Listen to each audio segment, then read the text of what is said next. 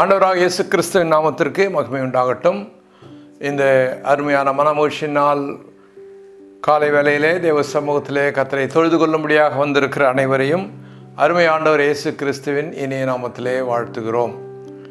இந்த நாளிலும் கூட கர்த்தருடைய பிறப்பின் நாளை நாம் நினைவு கூறும்படியாக, அதை கொண்டாடும்படியாக, சந்தோஷப்படும்படியாக நாம் எல்லாரும் கூடி வந்திருக்கிறோம். எல்லாருக்கும் கிறிஸ்மஸ் வாழ்த்துக்களை சபையின் சார்பாக தெரிவித்துக் கொள்கிறோம். கர்த்தருக்கு ஸ்தோத்திரம். ஆண்டவராக இயேசு கிறிஸ்து 2000 வருஷங்களுக்கு முன்பதாக இந்த உலகத்திலே மனிதனாக பிறந்தார் என்பதை நினைவு கூறுகிற ஒரு நாளாக இந்த நாள் இருக்கிறது. இதை நாம் திட்டவட்டமாக இயேசு கிறிஸ்து பிறந்த நாள் என்று நாம் சொல்லாவிட்டாலும் கூட, இயேசு கிறிஸ்து பிறந்ததை நாம் நினைவு கூறுகிற நாளாக இதை நாம் ஏற்படுத்தி இருக்கிறோம். இதன் மூலமாக ஆண்டவராக இயேசு கிறிஸ்து தேவ மைந்தன் இந்த உலகத்திலே மனிதனாக பிறந்தார் என்பதை உலகத்திற்கு பறைசாற்றுகிறோம். அதே நேரத்தில் எதற்காக தேவ மைந்தன், தேவன் மனிதனாக எதற்காக பிறந்தார் என்ற அந்த காரியத்தையும் அந்த சத்தியத்தையும் நம்முடைய நண்பர்களோடு, உறவினர்களோடு, உலக மக்கள் அனைவரோடும் கூட நாம் பகிர்ந்து கொள்கிறோம். ஸ்தோத்திரம். பிரியமானவர்களே, ஆகவே தான் இந்த நாள் கிறிஸ்மஸ், கிறிஸ்து பிறந்த நாள் என்று நாம் அழைக்கிறோம். ஆகவே இந்த நாளிலே, இந்த நன்னாளிலே இந்த செய்தியை கேட்டுக்கொண்டிருக்கிற அனைவருக்கும் கிறிஸ்மஸ் வாழ்த்துக்களை தெரிவித்துக் கொள்கிறோம். கர்த்தர் உங்களை ஆசீர்வதிப்பாராக. அன்பானவர்களே, இந்த கிறிஸ்மஸ் செய்தியை குறித்து நாம் அதிகமாக இந்த நாட்களில் நாம் கேட்டுக்கொண்டிருக்கிறோம். இந்த கிறிஸ்மஸ் செய்தியினுடைய ஒரு முக்கியமான மைய கருத்து என்ன என்று சொன்னால், அதை நாம் பார்க்கலாம். யோவான் சுவிசேஷம் முதல் அதிகாரத்தில், யோவான் சுவிசேஷம் முதல் அதிகாரம் 9வது வசனத்தில் நாம் பார்க்க முடியும். அதாவது யோவான் சுவிசேஷம் முதல் அதிகாரத்தில் இயேசு கிறிஸ்துவனுடைய பிறப்பை குறித்து அங்கே சொல்லப்பட்டிருக்கிறது. அங்கே என்ன சொல்லுகிறது? யோவான் சுவிசேஷம் முதல் அதிகாரம் 9வது வசனத்தில், உலகத்திலே வந்து எந்த மனுஷனையும் பிரகாசிப்பிக்கிற ஒளியே அந்த மெய்யான ஒளி என்று இயேசு கிறிஸ்துவை பற்றி சொல்லப்பட்டிருக்கிறது. மெய்யான ஒளி இயேசு கிறிஸ்து.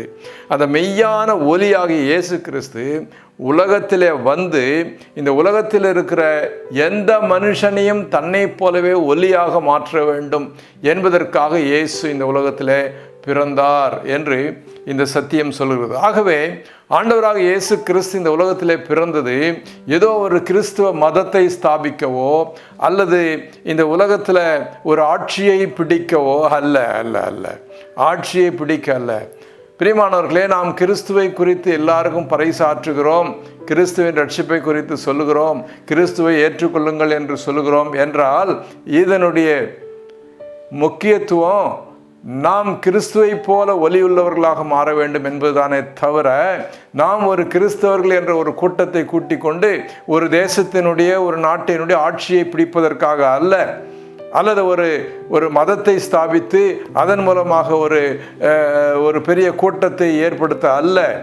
இயேசு கிறிஸ்து, தேவ மைந்தனாக இயேசு கிறிஸ்து தேவனாய் இருந்தவர் மனுஷனாக பிறந்தார் என்று யோவான் முதல் அதிகாரத்திலே சொல்லப்பட்டது போல, அந்த ஒளியாகிய தேவ மைந்தன் உலகத்தில் இருக்கிற ஒவ்வொருவரையும் ஒளியாக்க விரும்புகிறார்.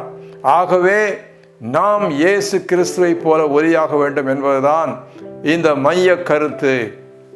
சரி, இந்த நாளிலே கூட பிரியமானவர்களே, நாம் பார்க்கலாம் கிறிஸ்மஸ் செய்தி. என்னுடைய கிறிஸ்மஸ் செய்தி என்ன என்று சொன்னால், மெய்யான ஒளியாகிய கர்த்தர் இயேசு உலகத்தில் உள்ள மனிதர்களை தம்மை போல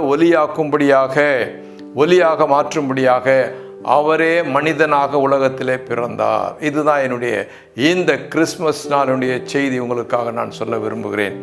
ஸ்தோத்திரம். பாருங்கள், ஆண்டவராக இயேசு கிறிஸ்து பிறப்பதை பல நூற்றாண்டுகளுக்கு முன்பதாகவே அநேகம் தீர்க்கதரிசிகள் சொல்லியிருக்கிறார்கள், தீர்க்க தரிசனமாக உரைத்திருக்கிறார். ஒரு ஏசாயா என்ற ஒரு தீர்க்கதரிசி ஏறக்குறைய 550-600 ஆண்டுகளுக்கு முன்பதாகவே இயேசு பிறப்பதை குறித்து சொல்லியிருக்கிறார். என்ன சொன்னார்? ஏசாயா தீர்க்கதரிசியின் புஸ்தகம், பைபிளில் நான் வாசிக்கிறோம். ஏசாயா தீர்க்கதரிசியின் புஸ்தகம் 9வது அதிகாரத்தில் 2வது வசனத்தில் இவ்விதமாக அவர் சொல்கிறார், இருளில் நடக்கிற ஜனங்கள் பெரிய வெளிச்சத்தை கண்டார்கள். மரண இருளின் தேசத்தில் குடியிருக்கிறவர்கள் மேல் வெளிச்சம் பிரகாசித்தது. அதாவது இந்த உலகத்தில் இருளிலே நடந்து கொண்டிருக்கிற ஜனங்கள் மேலே ஒரு பெரிய வெளிச்சம் உதித்தது. இயேசு கிறிஸ்து பிறப்பார், அவர் மூலமாக ஒரு வெளிச்சம் உதிக்கும் என்று சொல்லப்பட்டிருக்கிறது. ஏனென்றால் பிரியமானவர்களே, இந்த உலகத்திலே மக்கள் எல்லாரும் இருள் என்று சொல்லப்படுகிற பலவிதமான தீமையான பொல்லாப்பான காரியங்களிலே தான் ஜீவித்து கொண்டு இருக்கிறார்கள். அப்படி பொல்லாப்பான காரியங்களிலே, தீமையான காரியங்களிலே ஜீவித்து கொண்டிருக்கிற மக்களுக்கு நன்மையை கொடுக்கும்படியாக, பரிசுத்தத்தை கொடுக்கும்படியாக அவர்கள் மேலே ஒரு வெளிச்சம் பிரகாசித்தது. அதுதான் இயேசு கிறிஸ்து என்று இந்த தீர்க்கதரிசி சொல்கிறார். ஏறக்குறைய 500 ஆண்டுகளுக்கு பிறகு பிறக்க போகிறார் ஒருவர். அவர் தேவ மைந்தன். இந்த உலகத்திலே இருளிலே பாவத்திலே ஜீவித்து கொண்டிருக்கிற மக்களை பரிசுத்தம் பண்ணி அவர்களை வெளிச்சமாக மாற்ற அந்த தேவ மைந்தன் பிறப்பார் என்று தீர்க்க தரிசனமாக உரைத்திருக்கிறார். அல்லேலூயா, ஸ்தோத்திரம். ஆகவே பிரியமானவர்களே, அதைத்தான் நாம் பார்க்கும்போது புதிய ஏற்பாட்டுக்கு நாம் வரும்பொழுது யோவான் என்ற பக்தன், யோவான் என்ற சீஷன் இயேசு கிறிஸ்து பிறப்பதை குறித்து அப்படியே முதல் அதிகாரத்திலே சொல்றார். ஆதியிலேயே அவர் இருந்தார், தேவனோடு இறைவனோடு இருந்தார், இறைவனுடைய சக்தியாக இருந்தார், இறைவனுடைய வார்த்தையாக இருந்தார் என்றெல்லாம் சொல்லி அந்த வார்த்தை மாம்சமாக மனிதனாக பிறந்தார். அவர்தான் அந்த மெய்யான ஒளி. அந்த மெய்யான ஒளி எதற்காக உலகத்திலே வந்தார் என்று சொன்னால், இந்த இருளிலே ஜீவித்து கொண்டிருக்கிற மக்களுக்கு அந்த ஒளியை கொடுத்து இந்த மக்களை பிரகாசிக்க செய்ய வேண்டும், அவர்களை தன்னை போல ஒளியாக்க வேண்டும். அதாவது பாவத்திலே ஜீவித்து கொண்டிருக்கிற மக்கள் தம்மை போல பரிசுத்தமாக வேண்டும். அப்பொழுதுதான் அவர்கள் அந்த பரிசுத்த பரலோகத்துக்கு வந்து அடைய முடியும், இறைவனுடைய அந்த சன்னிதானத்திலே வர முடியும்.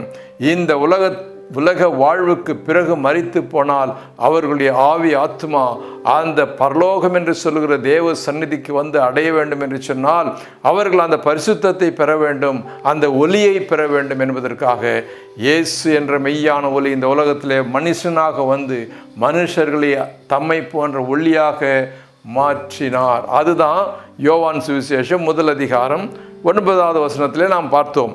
உலகத்திலே வந்து எந்த மனுஷனையும் பிரகாசிப்பிக்கிற ஒளியே அந்த மெய்யான ஒளி. இயேசு கிறிஸ்து மெய்யான ஒளி. உலகத்திலே பிறந்திருக்கிற நம்மை போன்ற மனிதர்கள் அனைவரையும் அந்த மெய்யான ஒளியாக தம்மை போல மாற்றுவதுதான் அவருடைய நோக்கம். அதுதான் இயேசு கிறிஸ்து உலகத்தின் வந்த நோக்கம். அதைத்தான் நாம் இப்பொழுது பிரகடனப்படுத்தி கொண்டிருக்கிறோம். அதனால இதில் எந்த ஒரு மாற்று கருத்தும் எந்த ஒரு தவறான சிந்தனை யாருக்கும் இருக்கக்கூடாது. ஏதோ அவங்க ஒரு மதத்தை ஸ்தாபிக்கிறாங்க, ஏதோ ஒரு ஆட்சியை பிடிக்க போகிறாங்க, இந்தியாவில் இயேசு கிறிஸ்துவை பற்றி சொல்கிறாங்கன்னு சொன்னால் இந்தியாவில் ஆட்சி பிடிக்க போகிறாங்க. இல்லை, இந்தியாவில் ஆட்சி பிடிக்கணும் என்பதல்ல நம்முடைய நோக்கம். நம்முடைய நோக்கம் இந்தியர்கள் எல்லாரும் பரலோகத்திற்கு போக வேண்டும்.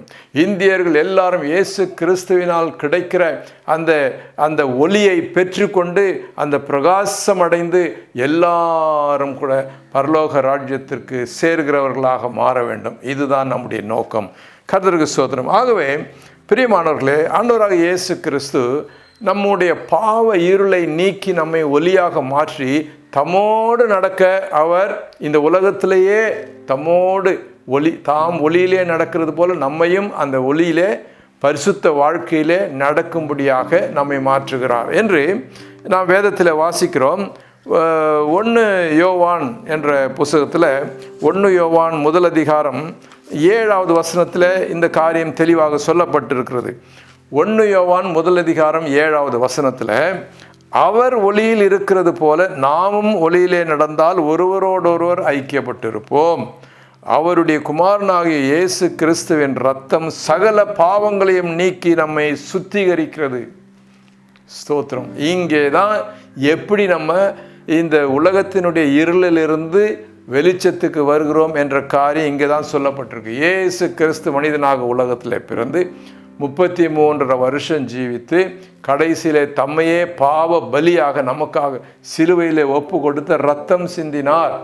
ஸோ இயேசு கிறிஸ்து சிந்தின அந்த ரத்தம், நம்முடைய பாவத்திற்கு பலியாக அவர் மரித்து சிந்தின அந்த பரிகார ரத்தம் நம்முடைய பாவத்தை நீக்குகிறது, நம்மை பரிசுத்தப்படுத்துகிறது, நமக்கு ஒளியை கொடுக்கிறது என்ற காரியத்தை இந்த வசனம் தெளிவாக நமக்கு சொல்கிறது. மீண்டும் வாசிக்கிறேன், கேளுங்க.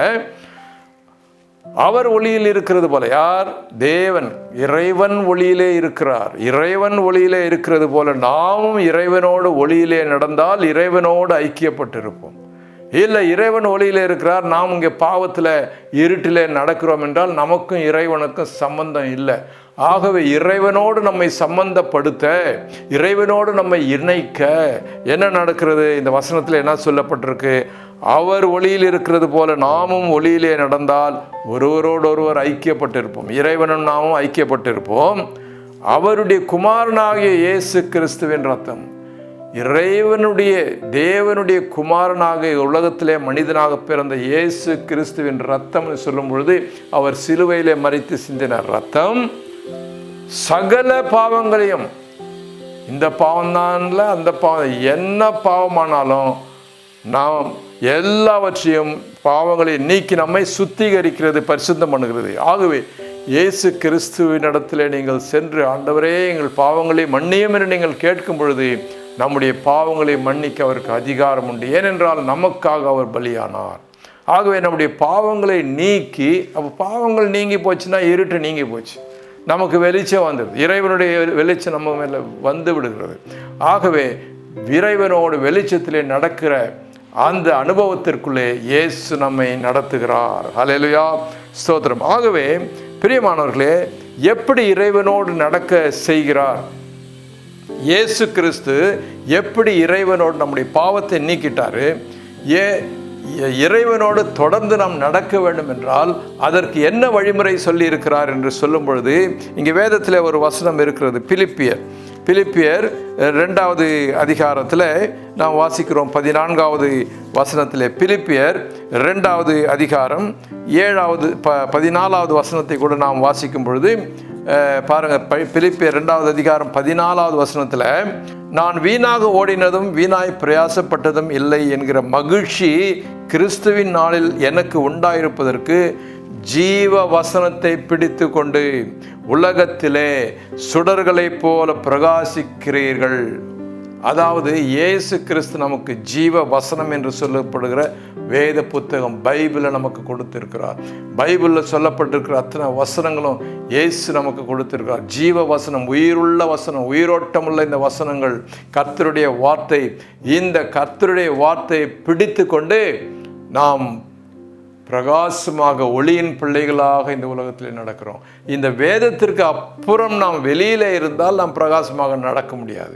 அதனால தான் இங்கே தெல்ல தெளிவாக சொல்கிறார், ஜீவ வசனத்தை, உயிருள்ள இந்த வசனத்தை பிடித்து கொண்டு உலகத்தில் சுடர்களைப் போல பிரகாசிக்கிறீர்கள். ஆகவே நாம் சுடர்களைப் போல அந்த வெளிச்சம், இயேசு கொடுத்த வெளிச்சத்திலே நாம் பிரகாசித்து கொண்டு நாம் நடந்து செல்ல வேண்டும் என்று சொன்னால் இந்த ஜீவ வசனத்தை பிடித்து கொள்ள வேண்டும். ஆகவே பிரியமானவர்களே, பைபிள் வாசித்திருக்கீங்களா? பார்த்துருக்கீங்களா? இல்லைன்னா நீங்கள் ஒரு பைபிளை வாங்குங்க, பைபிளை படிங்க. பைபிளில் ஜீவ வசனம், உயிருள்ள வசனம் இருக்கிறது. உங்களை ஒளியாக மாற்றி, ஒளியின் பிள்ளைகளாக மாற்றி இறைவனோடு வாழும்படியான வாழ்க்கையை உங்களுக்கு இந்த பைபிள் கொடுக்கிறது. அதனால தான் சொல்லப்பட்டிருக்க, ஜீவ வசனத்தை பிடித்து இந்த உலகத்தில் சுடர்களைப் போல நாம் பிரகாசிக்க முடியும். ஹல்லேலூயா. ஆகவே பிரியமானவர்களே, நாம் பார்க்கிறோம், நாம் இந்த உலகத்தில் ஒளியின் பிள்ளைகளாக பிரகாசமாக நடக்கிறோம் என்று சொன்னால் அதற்கு என்ன அர்த்தம் அப்படின்னு சொன்னால், அர்த்தத்தை கூட இயேசு சொன்னார். என்ன அர்த்தம்? நம்ம ஒளியின் பிள்ளைகளாக இந்த உலகத்தில் நடக்கிறோம் என்று சொன்னால், தீமையை விட்டு, பாவமான எண்ணங்களை விட்டு, பரிசுத்தமான எண்ணங்களோடு நற்கிரியைகள், நல்ல கிரியைகள் செய்து உலக மக்களுக்கே நாம் பிரகாசமாக இருந்து மற்றவர்களையும் பிரகாசத்திலே கொண்டு வரும்படியாக நாம் நடக்கிறோம் என்பதுதான். பாருங்கள், மத்தேயு சுவிசேஷத்தில் ஆண்டவராக இயேசு கிறிஸ்து சொன்னார். மத்தேயு சுவிசேஷம் 5வது அதிகாரம் 14வது வசனத்தில், நீங்கள் உலகத்திற்கு வெளிச்சமாக இருக்கிறீர்கள் அப்படின்னு சொன்னார். நம்மை அவர் ஒளியின் பிள்ளைகளாக மாற்றி இந்த உலகத்திற்கு நம்மை வெளிச்சமாக, ஒரு லைட்டு, ஒரு விளக்கு கொளுத்தி இருந்தால் பாருங்கள், ஒரு ஸ்ட்ரீட் லைட் இருக்குதுன்னு சொன்னால், தெருவில் ஒரே இருட்டு இருக்கும்போது திடீர்னு ஸ்ட்ரீட் லைட் ஆன் பண்ணாங்கன்னா அந்த தெரு மொத்தம் பிரகாசமாக இருக்கும். அதுபோல் நம்மை பிரகாசமாக ஒளியின் பிள்ளைகளாக மாற்றி இருள் இருக்கிற இந்த உலகத்திற்கு நம்மை பிரகாசமாக வைத்திருக்கிறார். நீங்கள் உலகத்திற்கு வெளிச்சமாக இருக்கிறீர்கள் என்று இயேசு சொன்னார். எப்படின்னு சொன்னால் 16வது வசனத்தில் சொல்கிறாரு, மத்தேயு 5:16, இவ்விதமாய் மனுஷர் உங்கள் நற்கிரியைகளை கண்டு பரலோகத்தில் இருக்கிற உங்கள் பிதாவை மகிமைப்படுத்தும்படி உங்கள் வெளிச்சம் அவர்கள் முன்பாக பிரகாசிக்கட்டும்.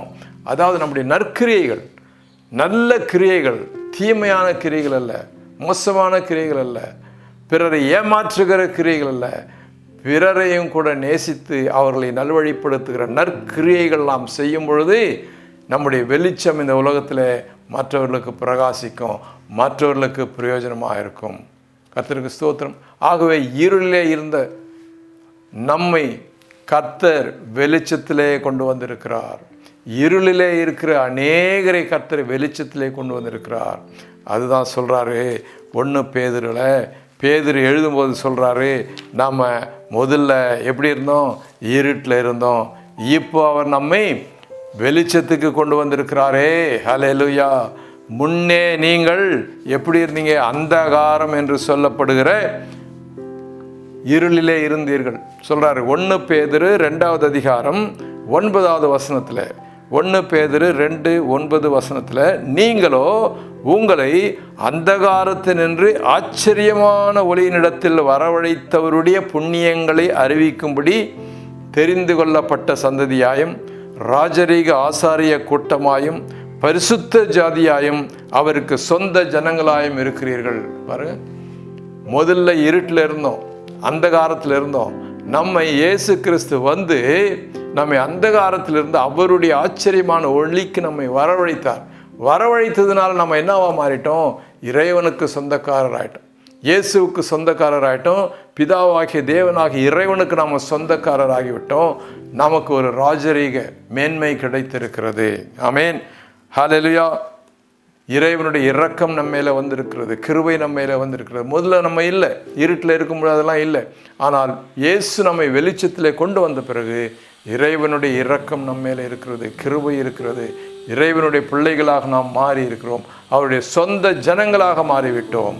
ஆகவே எனக்கு அன்பான சகோதரனே, சகோதரியே, மெய்யான ஒளி இயேசு கிறிஸ்து 2000 வருஷங்களுக்கு முன்பதாக இந்த மெய்யான ஒளி இறைவனிடத்திலிருந்து உலகத்திலே மனிதனாக தோன்றி உலகத்திலே இருளிலே ஜீவித்து கொண்டிருக்கிற எல்லா மனிதருக்கும் அந்த ஒளியை கொடுக்கும்படியாக அன்றிலிருந்து இன்று வரைக்கும் அவருடைய கிருபை இரக்கம் மனிதர்கள் மேலே பிரகாசித்து கொண்டிருக்கிறது. எத்தனை பேர் அந்த ஒளியை ஏற்றுக்கொள்ள விரும்புகிறார்களோ, இயேசு எனக்கு சொந்தம், இயேசு எனக்கு வேணும், இயேசுவின் மூலமாக வருகிற பரிசுத்தம் எனக்கு வேணும் என்று அவரை ஏற்றுக்கொள்கிறார்கள் அத்தனை பேர்களையும் அவர் ஒளியின் பிள்ளைகளாக மாற்றி பரிசுத்த வாழ்க்கை கொடுத்து இறைவனோடு இணைந்து ஜீவிக்க அவர் கிருபையை புரிகிறார். ஆண்டவராக இயேசு கிறிஸ்துவை ஏற்றுக்கொள்ளுங்கள்.